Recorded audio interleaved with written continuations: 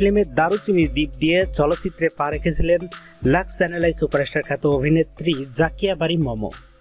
এরপর ছোট পর্দার তারকা হিসেবে আবির্ভূত হলেও ছুঁয়ে দিলে মন ছবি দিয়ে বড় পর্দায় সাড়া ফেলে দিয়েছিলেন তিনি।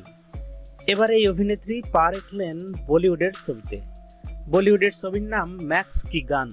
ছবির পরিচালক শামির খান, ছবির গল্প লিখেছেন ফয়সাল সাইফ। তিনি এই ছবির সহকারী প্রযোজক। ফয়সাল সাইফ মমর চূড়ান্ত হওয়ার বিষয়টি নিশ্চিত করেছেন। তিনি বলেছেন, ম্যাক্স কি গানের গল্প 16 বছর ধরে মাথায় নিয়ে ঘুরেছি। অবশেষে এটি শুটিং ফ্লোরে। ছবির শুটিং শুরু হয়েছে ভুটানে। এই ছবিতে সিবিআই অফিসার হিসেবে অভিনয় করবেন জাকিয়া বারি মম। ছবিতে তার নাম থাকবে জাকিয়া খান। বাংলাদেশ থেকে মম ছাড়াও বলিউডের এই ছবিতে অভিনয় করতে যাচ্ছে ভারত ও ভুটানের বেশ কয়েকজন নামী অভিনেত্রী। তাদের মধ্যে উল্লেখযোগ্যদের নাম জানিয়ে ফয়সাল সাইফ জানান, ম্যাক্স কি গানে অভিনয় করতেন সোনাম ম্যাকি, পেনজর, কবিতা রেদেশ্যাম, নিশাত পান্ডে ও অমিতা নানজিয়া। এদিকে জীবনের প্রথম বলিউডের অভিনয়ের খবর ফেসবুকে জানিয়েছেন জাকিয়া বারি মম।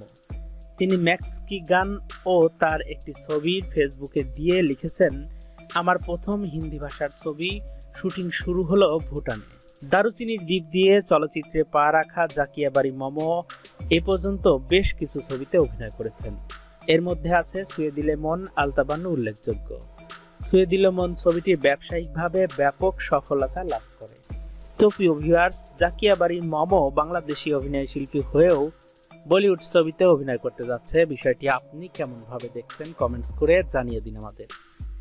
আর এমনই আরো বিনোদন জগতের খবরে আপডেট থাকতে সাবস্ক্রাইব করে রাখুন আমাদের চ্যানেল। ধন্যবাদ। সাবস্ক্রাইব করুন সিনেপ্লেক্স বাংলা।